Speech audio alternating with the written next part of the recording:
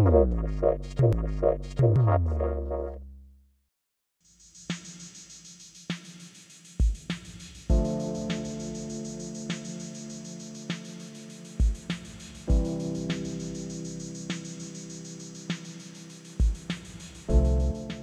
to CRUX Investor. We're here today with Barry Harris, who's the COO of New Century Resources.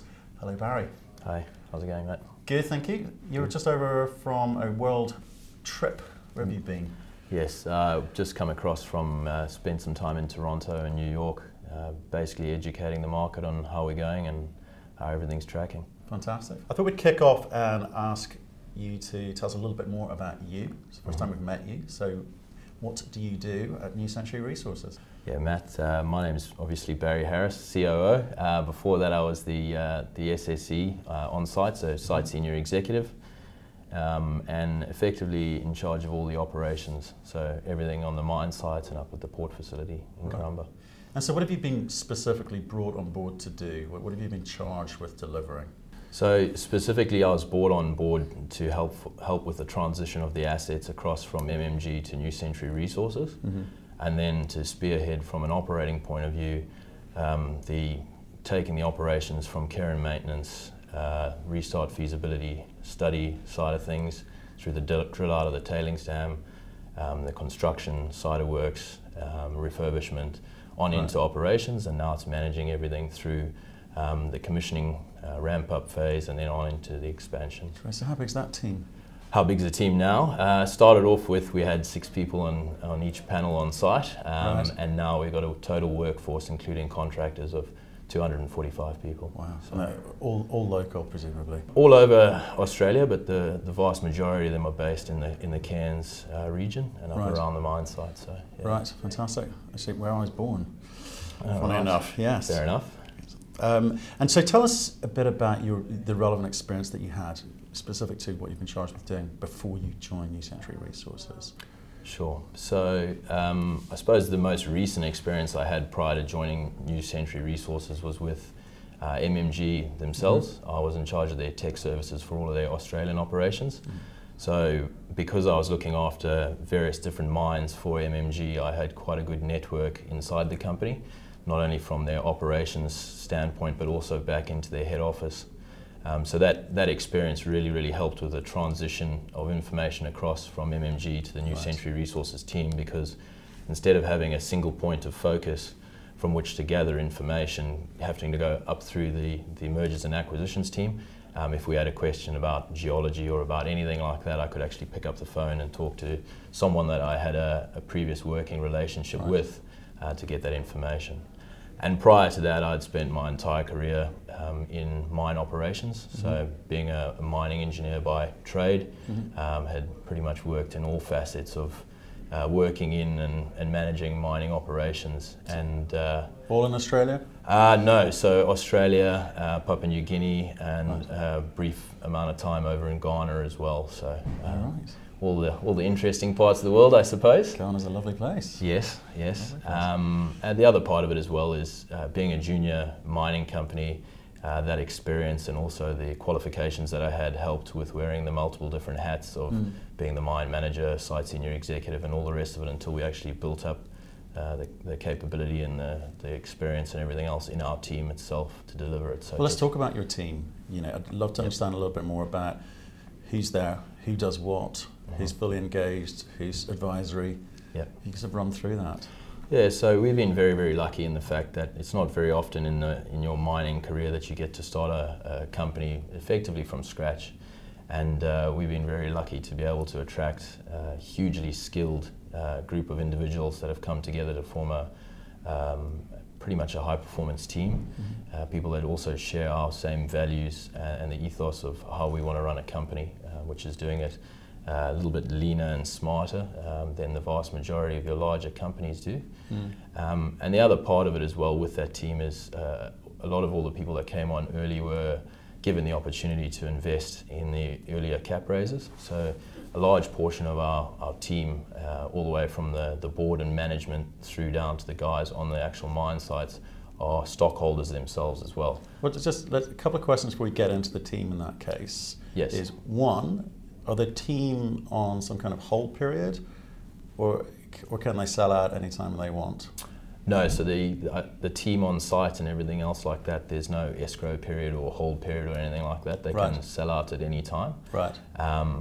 With some of the board and management, some of the options there are escrowed, so they can't. Right. But the vast majority of people have that capability to buy and sell, and largely everyone are actually holders, and understanding the value proposition and everything else like that. They believe in what it is we're going out to achieve. Right. So that's comforting. And what about, you talked about everyone's on board, have the same philosophy, same outlook on this. Yeah. So is there a business plan that you're working to? Because again, something you see in juniors they don't often do. Is there something that you've all agreed? Yes, so we've obviously got I suppose the vision for the company is to maximise the value from the Century group of assets, whilst establishing ourselves in the industry as leaders in economic mine site rehabilitation. Right. So it's looking at how to go about rehabilitating mine sites in a manner that's economically viable and returns really, really good value to shareholders. Mm-hmm. And that unique value proposition and way of looking at the mining industry has actually helped us to attract people that are interested in doing things slightly differently and looking at it through another lens. Okay, no, that's interesting. And so everyone is targeted to that mission? Yes. Yeah. Great. Yeah. So why don't we carry on, and why don't you tell us a little bit about the team then? So from the on-site team, they're led by our new site senior executive, Craig Delaney. Mm-hmm. He's come on board with us from Evolution Mining. Mm-hmm. So when we were going out looking for a site senior executive to replace myself on site, we tended to look to Evolution, Northern Star, those sorts of companies, which in our view are some of the better managed companies on the ASX in that sort of small to mid cap space. And we wanted people who actually understood how to run mining companies from a sort of a lean outlook and making sure that things are done properly. So run it like a junior compared to, I mean, again, so slight segue, the previous owners, MMG, yes. Why were they not able to run it the way that you were envisaging running the program? I suppose realistically for MMG, their focus is not on the tailings side of things for starters. They're looking at big operations. They want to be, mid-tier to a large mining company. So they're looking for an extremely large cap company. I mean, you create some real value there, not insignificant. This is true. But I suppose that when they were analysing the project, a large portion of all the costs associated for them were indirect costs because they had a large corporate recharge. Because as mining companies grow, they tend to get quite large off-site requirements, and there's a lot more bureaucracy and requirements in order to run the company and do it the way that those companies are set up and structured to do so. Whereas we have a very, very small off-site function, if you will, so the costs associated off-site are not very high. Yeah. Interesting. From Craig, there's a team underneath him and all people who are experts in their field. So from our head of the processing plant and pipeline side of things, Adam Clark, who's ex-Glencore, Mine Mines, who's got a wealth of experience in flotation plants and base metal operations, a metallurgist by trade originally. And underneath him, he has a very, very competent team of people that we've pulled from various different base metal operations in and around the Australasian region, people that are bringing that expertise from operating at various different operations into the team. So we've got very, very competent skill set in the area of the processing plant and the pipeline operations. That was also pulling people mostly based around in the Cairns, Far North Queensland region, where there is a lot of history in those type of operations. And also because we're doing things slightly different, those people are pretty keen to come and be a part of what we're doing. Okay. In the mining sense, we actually went out this, I suppose from a hydro mining point of view, there's not a large amount of expertise inside of Australia. It's not a mine method that's largely done in Australia. So we conducted a very in-depth due diligence process where we went and looked at the 5 largest hydro mining operations around the world, which took us to South America, South Africa, Mali, quite a few different locations, and we had essentially taken down our initial list of 7 potential contract partners down to 3 final contract partners that we would then go into business with. And that's why in the end we went with Paragon, so Tailings Operations, which is an offshoot, or it's a group that was set up by some guys that used to work for Fraser Alexander, which is one of the saltworks in the tailings reprocessing and hydromining world. And we partnered them with an Australian-based private-owned company, National Pump and Energy, who provided the capital infrastructure and the maintenance and the procurement and logistics function from an Australian basis. So we've really gone out and we've leveraged on the skill sets of various different groups to come and help us to execute what is the largest hydromining operation in Australia. So we've got a large amount of skill set there, and the vast majority of the people that are leading the hydromining operations themselves, they've got between 20 and 30 years experience in hydromining operations that they bring to what we're doing, and they've been training up the local Australian operators and getting them up to a world-class standard. 20, 30 years experience, Yep. they know what they're doing. Yep. How does someone like you target them with deliverables? How do you incentivize them to do better? Because you're talking about being a low-cost, lean operation, so you're the CEO. How do you manage that? So the way that the actual contract with the hydromining companies is set up is where they get paid on a cost per tonne basis. Right. So they have a minimum set of tonnes that they need to get to cover their costs, and then everything above that is where they start to make really good money. Great. Okay. So it's a piece race contract. So they're hugely incentivized to deliver more tonnes on a more consistent basis. Is that a standard process in the industry, or is it something that you've come up with? It's a standard process where you normally have a scheduler rates contract. The beautiful thing on that is that you don't have cost blowouts, so it's not a cost plus contract or the likes of that, where you might have a misalignment of interest where the contractor actually doesn't mind if their costs blow out or anything like that, because essentially they make more revenue. In this basis, we have a very fixed cost per tonne of material that gets sent through to the processing plant, and their interests are aligned with maximising production. So it is quite a standard way of doing it across the mining industry in general, and we just wanted to apply that so we knew what our cost per tonne was going to be. Fantastic. And so, any additions lined up for this year? I mean, I think you're moving obviously from pre-production into a producer. Is the team going to be built up to reflect that, or have you got everyone you need?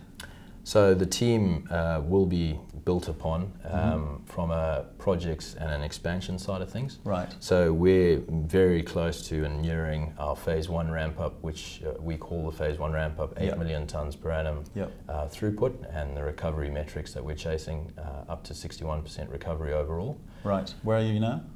At the moment we're averaging sort of the high 40s, but we have had peak recoveries of up to 54%. So that's a process of optimization, and how long does that process, that phase 1, last? So the phase 1 will be up to where we want to be by midway through this calendar year. Okay. So we've only really been operating for 1 quarter. Yeah. And we're into our 2nd quarter of operations fairly now. Fairly normal, and you graph it against the majority of normal mining companies. Yeah, we're somewhere in the middle. Yep.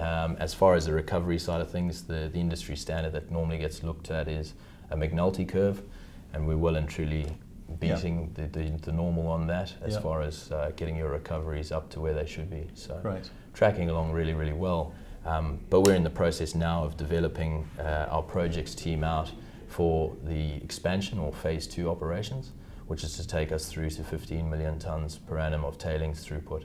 Right. So what type of people are coming on board? What new skill set do you need? So I suppose lessons learned from when we did the initial startup and everything else like that is we could have used a bit more in the way of some project management expertise and some project engineering side of things, electrical and instrumentation supervision on that side of it. So all those sorts of skill sets that we're going to need to go from where we are now through to pretty much doubling our throughput. So there's the second half of the processing plant that we need to come through and we need to refurbish and then tie into the existing operations. Right. So it's multi-skill set that we're going to need to help execute all those works and manage the various different subcontractors that we're going to bring in to actually execute the works. Right, so there's a bunch of costs to come on board, but they're not significant in the scheme of things.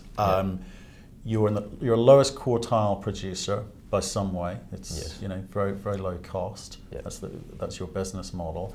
With all of these new costs coming on board, do you expect the costs to rise significantly, or are you still going to be bottom quartile? We'll still be bottom quartile in our restart feasibility study and our base case that we're tracking towards. We factored in the capital that we're going to need for this expansionary side of things. And then realistically, with our business, the vast majority of our costs are actually fixed costs, so probably 80% of our cost base is fixed cost. So if anything, our cost per pound will be going down as we up our production.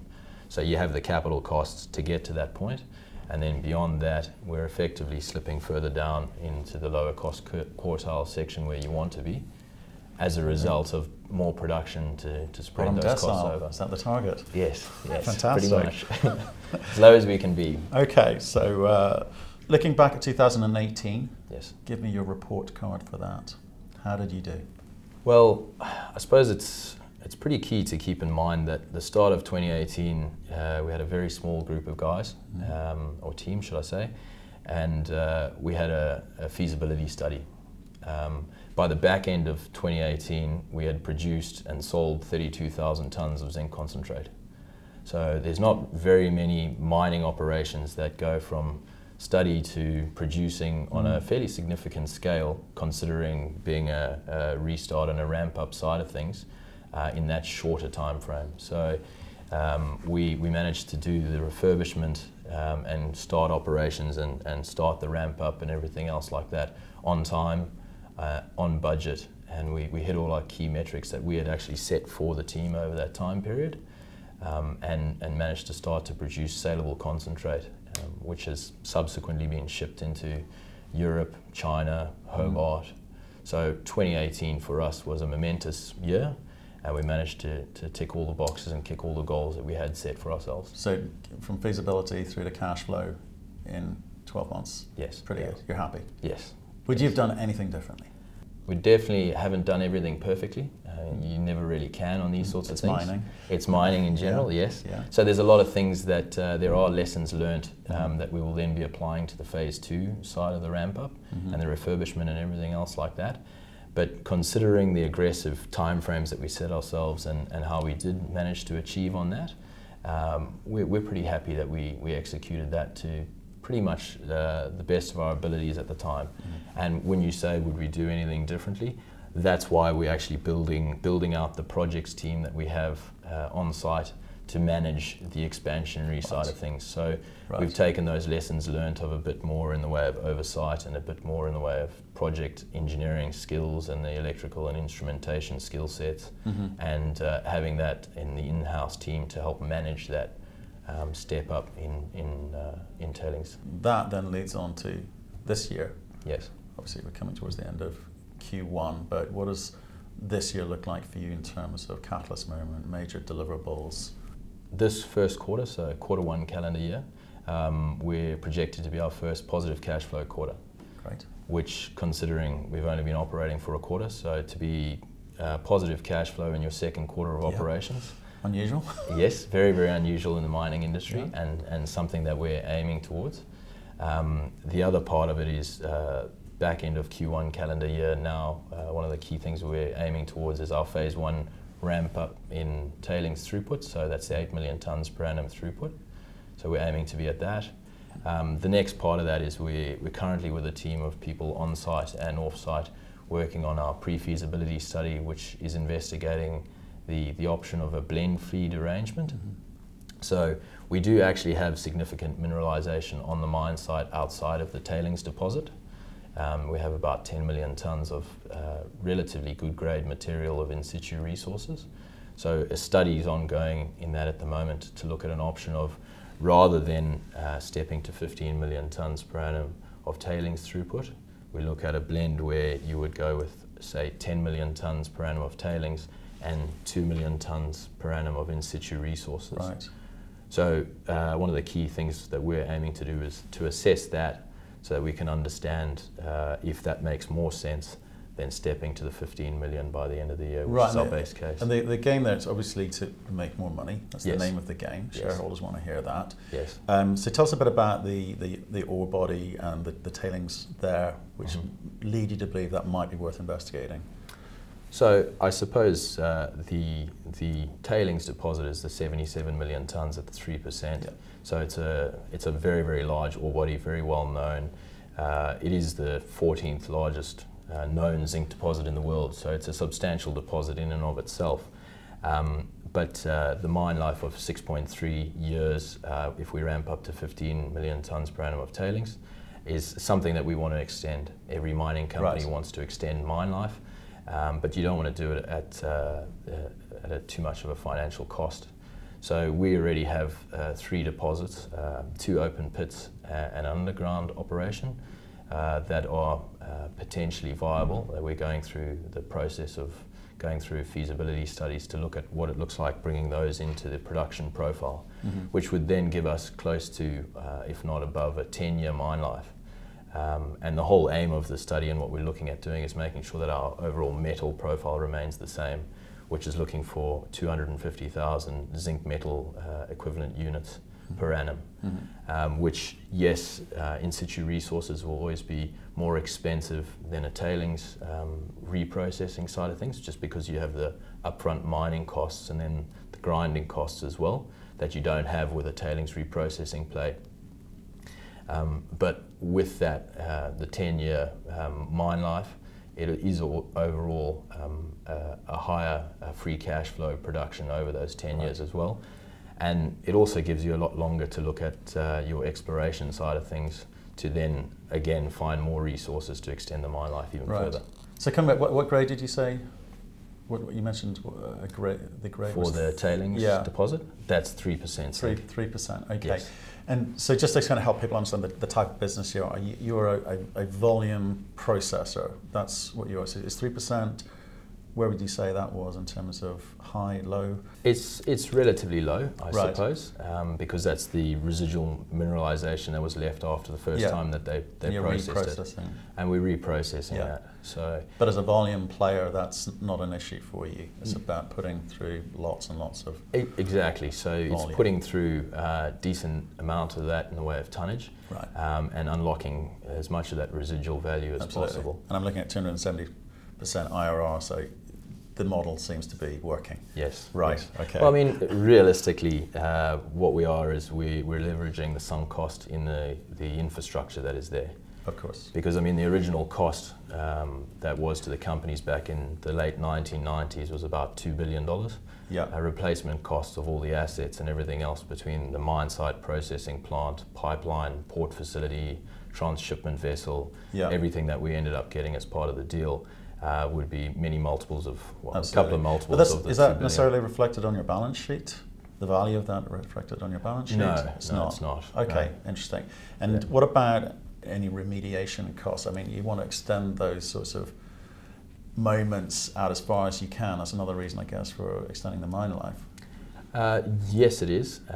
But I suppose it's key to know that about 40% of the surface area of disturbance that needs to be remediated is actually tied up in the tailings dam and the evaporation dam. Interesting. So our actual operational cost and our process of remining those areas is effectively carrying out the rehabilitation. So previously that was assessed where they were going to come and cap over the tailings dam and then drain and then rehabilitate the evaporation dam. With our actual operations, we're effectively rehabilitating 40% of the requirement that needs to be getting done. The other part of the rehabilitation side of things is the 2 other open pits that we're looking at executing are inside of the surface area of disturbance, the current surface area of disturbance, but both of those actually have really good limestone capping material as part of the overburden. So in the event that we do go into mining those 2, we'll use that material to cap the existing waste dumps. So really our business model is all about looking at how do you carry out rehabilitation activities and make it part of your operating expense rather than a capex. Amortizing the costs over the period of the life of mine. Yes. To some degree. Okay. As much as possible. So Barry, I want reasons investors should get behind New Century Resources? One of the main reasons for it is the fact that 36% of the stock is owned by board management and the actual people executing the works themselves. So it's quite a rare thing in the mining industry where you have such a large alignment of interest between the people out there carrying out the job and the people who are investing in the stock themselves. So there's no one in this company that has the agency effect where they're just here to collect a paycheck. No one's on massive salaries or anything like that. So our interests are uniquely aligned with that of the investors because essentially we get a payday when the investors get a payday because we're all one and the same effectively. The other part of it as well is it's a project that will produce significant cash flows, and that cash flow is we're planning on using that to pay dividends to shareholders. So that's how we will actually get our return on investment, if you will. Mm-hmm. So you have a very aligned management group. You have a large amount of cash flow that's going to be used to pay dividends back to shareholders themselves. Mm-hmm. It's a mining operation that's in the lowest cost quartile. So you're going to be able to ride through various different cycles in zinc price and all the rest of it. It's going to be profitable through all of those fluctuations in zinc price. And it's something that we're actually setting up the operation with the view to be able to ride any of those fluctuations as well anyway. So I suppose those are the three key reasons that you would be wanting to invest in our stock. Any M&A on the horizon? Right now, at the moment, we're hugely focused on just executing and doing what we said we were going to be doing, and returning that money to shareholders. Longer term, there's no reason why this business model doesn't make a lot of sense for a lot of other operations out there, because there are a lot of major mining companies out there that aren't in the business of rehabilitating mine sites and looking at operations through a unique lens to unlock any residual value or potential additional value on a mine site. So the view to taking advantage of sunk capital and the infrastructure assets on a mine site to reprocess and or mine additional mineral resources on a mine site is something we will look to. Okay. But for right now, we really are focused on doing what we said we were going to do on the mine site and returning as much of that value to shareholders as possible. Great.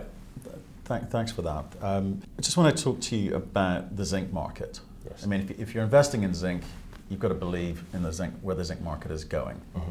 You know, same is true of gold, same is true of silver. So can you just talk us through, the last zinc cycle and where you think it's going this year and next?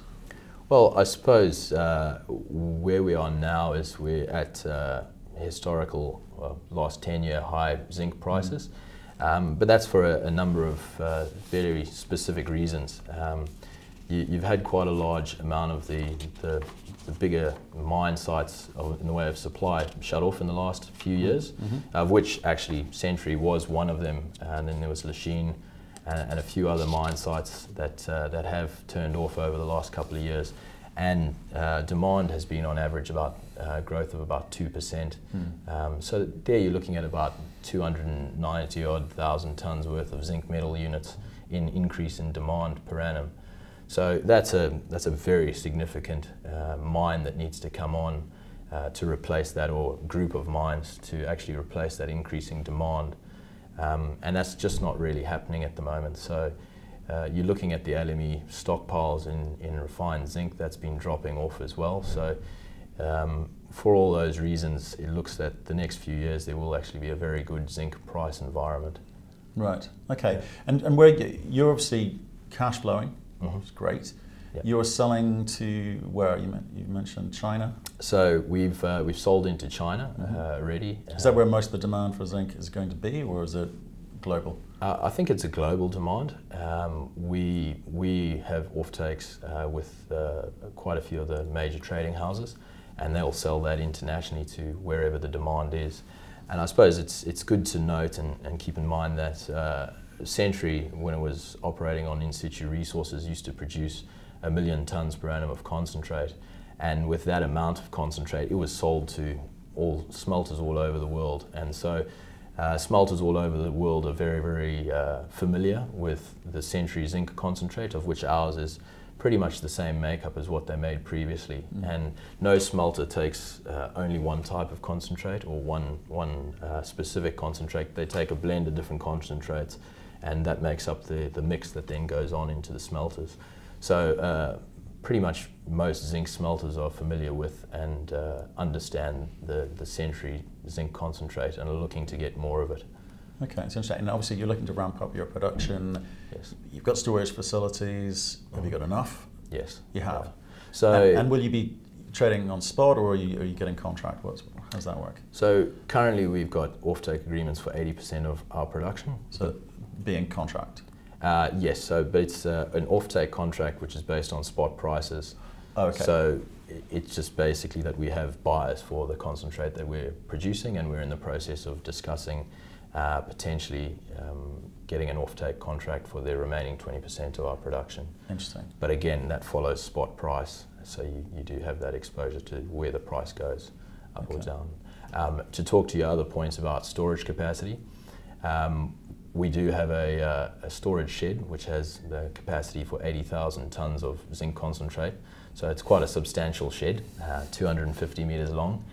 And we do have the processing facilities there to press, dry and store what they used to produce, which was that 1 million tonnes per annum of concentrate. Right. So we have more than sufficient capacity at the port facility to handle as much concentrate as we'll produce. I mean, our maximum run rate would be probably 500,000 tonnes of concentrate per annum. So right. Now, talking of the port, yes, we know there's been some disruption due to rain, a lot of water around to some of the tracks out there. Has that affected you at all? Yeah, so talking about the massive rain event that happened in the far north Queensland and specifically around the Townsville region, we were very, very fortunate in the fact that how our concentrate actually gets through to the port is through a 304 kilometre slurry pipeline, which is actually buried. It still is, to this day, the largest single pump slurry pipeline in the world. So a really impressive bit of infrastructure. And that's been operating and still is operating perfectly fine, being that it's buried and underneath where all the water came through. So a lot of the other operations in the region actually get their concentrate to market via the train line that goes from Mount Isa down to Townsville. And there's been significant disruption to that, where a lot of that has actually been washed away. So we were very, very fortunate in the fact that we had slight interruptions to the hydro mining for about 4 days. But otherwise, it has barely affected us in what we're doing there, and we still have our whole supply chain and everything operating as it should be. Well, that's very fortunate. Yes. Very fortunate. So, looking around some of the chat rooms and forums, I mean, people are kind of interested in a bit more news flow around recovery rates and how you see that looking. You know, what are you running at the moment in terms of your recovery rates? So recovery rates at the moment are high 40s, low 50s. Right, okay. Yep. And you're looking to get that to where? So 61% is what our targeted recoveries are. And we believe we'll be there by midway through this calendar year. Right, very confident about that? Yes, yeah. Okay. Yeah. So I mean, it's key to understand that essentially, we were bringing 80-odd people in the processing plant together from various different operations around Australia. You're bringing them all together and getting those teams up to speed with how you want to operate our processing plant. The last of those people actually came and joined us sort of in November. So we haven't had the teams together for very long, and getting them up to speed with how we operate our plant and the expectations around how we want things done takes a bit of time, and then you're training and ticketing and getting all that side of things done, which we've done up until this point now, and we're very confident in the teams we've got and their knowledge of what needs to be getting done. Second thing to take note on as well is, whilst it's a very well built plant that was built by Bechtel back in the late 90s, it was operated for 16 years and then it was put into care and maintenance for 2 years. Any plant that you then turn on, you can refurbish it as well as you want. But things will start to fail as you run the processing plant. So we're really going through a period now of having things fail that need to be fixed, and finalising and fixing things and getting it all sorted out so you get that stability through the plant. And realistically, month on month, it's been about a 5% increase in our recoveries. And that's happening pretty solidly through when we started up till now. And we do have... That will slow, presumably, as you get nearer the 60% mark. Yes. In terms of efficiencies, right? Yeah, exactly. So, I mean, the last 5% that you're going to be getting is always going to be the hardest, as with any of these sorts of things. But getting close to that quite quickly, and then yes. you'll assumably optimise it over yes. time. Okay. Yes. Yeah. Fantastic. So, and that's what the test work proved, that we could get to 61% recoveries. Obviously, we're optimistic that with work and enough trials and everything else, we'll try and achieve better than that. But I mean, even if we just achieve the 61%, we'll be very, very happy. As shown by the IRRs that you're forecasting of 270%. Exactly. Right. Exactly. And again, talking of value for shareholders, we're looking at page 5 of your most recent presentation, the February presentation, looking at the EV and the NPV numbers, you're well below your peers. You're below average. Yes. Now, what does that tell us? I think it's not really surprising, considering the fact that we've come through two things. I think is not a very well-known stock, quite a young stock, really, considering our evolution as a company, and going back to we only started out at the beginning of the year with a feasibility study, and then producer by the end of the year. That sort of is a very shocking time frame in how fast that's happened. But also, we've just come through a commissioning phase, so refurbishment, commissioning, and then ramp up. And traditionally, if there's ever going to be any issues in a mining company, it normally happens in that time period. So you have quite a lot of people that sit on the sidelines expecting any issues to happen in that time frame and everything else like that. And there's a lot of people that are almost waiting to see the performance and see that we're going to be in a position where we're delivering on what we said we were going to do. Mm-hmm. And key to note on that is we're not going to have to go back to the market to raise any equity, any more funding. So you're cash flowing. You don't need. I know you've got a debt facility in place. Yeah. You've got drawn down a little bit of that. Yes. But presumably, as you move the production up, you're going to not necessarily, you'll keep it, I guess, but you won't necessarily use it. Is that? Yes. So that one is we did have a debt facility with NAB. National Australia Bank, so one of the big 4 banks in Australia, but that was a $40 million facility, and it was fairly covenant heavy, and we weren't able to draw all of it when we needed to. And the whole point for us with the debt facility is the capacity to smooth out our cash flows, because in this sort of space, you're producing and selling a 10,000 tonne parcel of concentrate. It's lumpy cash flows. Absolutely. And a large portion of what you need is making sure that you've got the capital to get you through all of that side of things. So going and getting the $100 million debt facility, of which we've only drawn 20 million of at the moment, was giving us that capacity where we don't have any issues with our cash flow going through. And it also gives us the capital, should we require it, through the ramp up. Was that relatively cheap debt? I mean, would you look to get rid of it by the end of this year? What was the? Well, it's drawn in 2 tranches. So the first 60 is at about 8% debt. So it's not too expensive. And then the second 40, if we draw it, is at more expensive debt. At this stage, when we're so you're at 8. Yeah, we're at 8. And with the cash flow that we're going to be producing, we'll pay that down in the time that we should. Yeah. Okay, great. And then so final question to you is around share price. Yes. It's recently spiked. Yes. A bit. Come back. Why do you think that is? I think to the point that you were saying, or I think people are starting to understand that we're not going to have to go back to raise equity. We've got the funding that we need to. We're going to be having our first positive cash flow quarter, this one coming up, and then things will only be improving and getting better from there. People are understanding that from a risk perspective, majority of your risks aren't there that were perceived previously. And as the market actually starts to understand all that and understand that it is very real and we are achieving what we said we were going to achieve, people are starting to become more aware of the stock and starting to buy in to try and be a part of getting the value that's still out there between what the share price was and what it should be. Okay. Barry, thank you very much for running through the New Century story. I think you were very thorough, very honest, and it's much appreciated. We look forward to catching up with you again next time you're through London. No worries. Thanks, Matt. Okay, thank you. Thank you very much for watching our video. We do aim to give you informed and intelligent information with which to make your investment decisions. So if you liked what you just saw, please give us a thumbs up.